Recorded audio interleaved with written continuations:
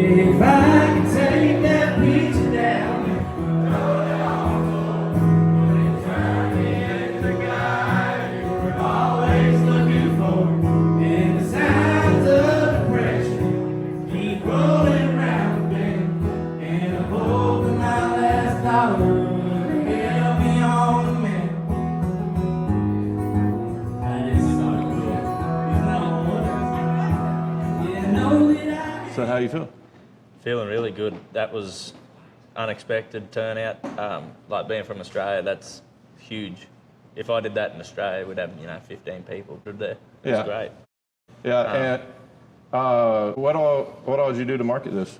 Posted a poster on TikTok on Friday. I don't have a media team or nothing like that here in America, so I was at Nashville for CMAs because I won the Toyota Star Maker in Australia, which means nothing in America, but for us in Australia, it's bigger than The Voice. It's bigger than Idol. I'm the 44th person ever to win it. Keith Urban won it, like Lee Kernaghan, big names. So for me to come over here, post that, and not even a week later get a crowd like that was just amazing.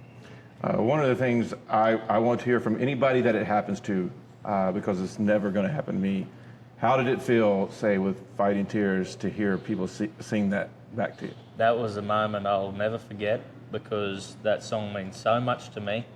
To hear people singing that song on the top of their lungs, and there was even a few girls crying, and breaks my heart to know that people are going through the same stuff that I had to go through. But God, it was just probably better than being a country artist, was that feeling right there, that knowing that people across the other side of the world are listening to a song you wrote in your living room with no one else, no fancy stuff, just plain old-fashioned cowboy country music. Texas is a pretty big place, and you wanted to play here back when we first talked.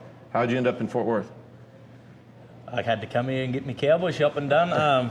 We don't have like NRS or Teskies or stuff like that in Australia, where we've got a huge selection, and I had to come and go do my shopping, and I was messaging you, and I was like, why don't we put a show together, and God, I'm happy I did, because it turned out real great, and I got to meet all the fans that, on the other side of the world have never been able to see me, because when I'm playing, they're asleep. Yeah. So they can't even watch a live stream, let alone, they've got jobs, I understand. They don't have to sit up all night waiting for a live stream. Yeah. Well, I know that when I put on any event, there is that moment, and you're like, I've done all this work and whatever, and we didn't have a long lead up, but it put a lot of work into it. And then you're like, it's that moment before like the doors open or whatever, is anybody gonna come, right? And then first person came up, said, hey, I drove 3 hours to be here. And I'm like, we gotta get that on video. Yeah. Somebody else skid six and a half hours to be here. How does it feel to have people drive that far to hear an hour of music? I think that goes to show the length that people will go to listen to cowboy country music again. It's coming back. We had our baseball hat period, and I wasn't a fan of it particularly, but I respect people that do it, because I take my rodeo mentality into my music.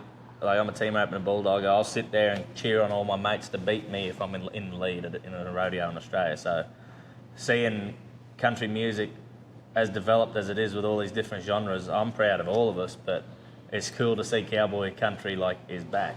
People are rocking up, they're dressing well. It's not just baseball hats and a singlet. It's nearly a suit and tie deal in the cowboy world. From Australia, you follow American music and stuff. What was it like to meet people you've listened to? Like, what was it like to meet somebody from Lowdown Drifters? What was it like to meet Logan Ryan? Logan Ryan, he's a really cool dude. Best mustache, I can't lie. Yeah, you've got work. You've got work to do to catch up. Yeah, definitely. Like, I don't think I've got the length to curl it. Yeah. But it's a really cool mustache. Lowdown Drifters, I've been singing their songs at little small gigs of mine at pubs for 50 people for years. And I just can't believe I finally got to meet him, like one of the band members, and it's just like, whoa, and he was so casual about it, Same with Logan, they're so accommodating over here, where even Cody Johnson, he's coming straight over me and he's hand out, But it's just people, pick and choose, doesn't really matter. There's going to be some people, it doesn't matter if you're a singer or not, there's going to be assholes, there's going to be good, genuine people, and I'm pretty happy with the crowd that I've found. Do you, in terms of Lowdown, do you know their song All Right? Yes, do you play that one? Yeah. Yeah. We gonna be all right. Yeah. All right, by me. Yeah, I love that song. Well, when I first heard Fighting Tears, that was my response. I was like, this is like, sometimes you just know it's going to be a song that's with you for life. And I listen to it over and over again. I just want to tell you that you're touching people's lives that you'll probably never meet with that. So I'm glad you put that out there. You hoping to come back to the States? 2025, I've got big plans to come back here and play. I want to try and play every state, but I've got to get my visa sorted first. You know, I've got to do it right. And, you know, it might cost me a bit of money, but I'm not worried about the money. I'm worried about the people. So I want to put the show on for the people. So yeah, I'm coming back. It doesn't matter if I'm here for 3 months and I've got to go back and do some more work to fund my trip. I've got to sing for the people. So a little fact about Fort Worth, we're not even the top 10 cities in the United States in size. Will you come see us when you come back? Oh yeah, Fort Worth, it's on the stop every time. I would live in Texas, hands down. No doubt about that, because it reminds me a lot of Queensland, where I'm from, especially places like Stephenville. Stephenville reminds me of like my hometown, sort of, you know, like, because it's a hustling, bustling community, but it's very agricultural based, Right. you know.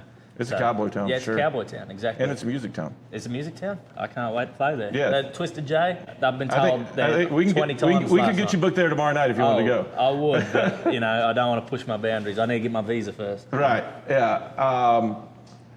You played a song at the end that reminded me of another song you wrote. Nicotine was one of my original, cigarettes was one of my original favorites of yours. I quit drinking and smoking or dipping at the same time this year, and somebody said, which one was harder? And I said, the girl. Yeah. So you played a new song tonight. What was it called? Chemistry. And I thought that was great. I want to hear it again. Is there a chance people will get to hear it? Yeah, this year. Yeah. It'll be out this year. What's Chemistry about? Chemistry's about a girl. I was talking to her for a long time, and just about Christmas time, I think it was Christmas Eve, she ghosted me. You know, just left me on red.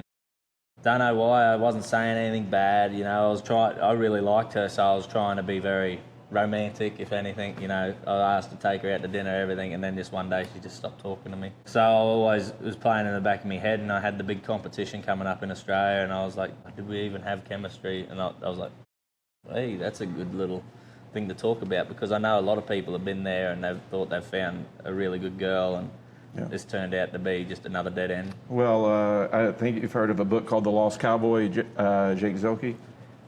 He, right before that book released, similar thing happened with a girl, and then I have involved in a big case this year, right before I quit nicotine and alcohol. The day before my biggest moment in the case, she said, don't blah, blah, blah. And I'm like, sometimes right before big moments, that's when you find out what you got. It's a true test of character. Yeah. You know, a true test. They always put you through your strongest point when you need to be strong yourself. That's what I've always found. So. Well, thank you. And one more thing while we're on camera. If I make it to the Outback in Queensland, will you show me around? Oh, yeah. All right. I'm gonna hold I you. just need you to wear jeans and a long sleeve shirt, because the sun's it's not only going to kill you, but all the animals will if they get a hold of you. So you need to be protected. Well, it's like my summers in Montana, where a buddy up there says, the things you hear in the night will kill you. Yeah. Yeah. Like, it's 50 degrees at Christmas. Like, we don't have white Christmas there. Like, it is a dry. Yeah. You're drinking beer. So Texas is fine for you. Yeah, Texas is fine. Like, I'm sweating a little bit because it's wintertime and I haven't quite adjusted, but yeah, it's very similar. All right. Well, I'll get out of the Matt's way. Thank you so much. Thank you very much. Yeah. I'm Scott Perkins, and I came up here to see Wade Forster. We came in from South Texas, down there close to the border. Damn. How far is that? 6.5 hours. 6.5 hours for an hour show? Okay. All right. Good deal. If I could take that picture down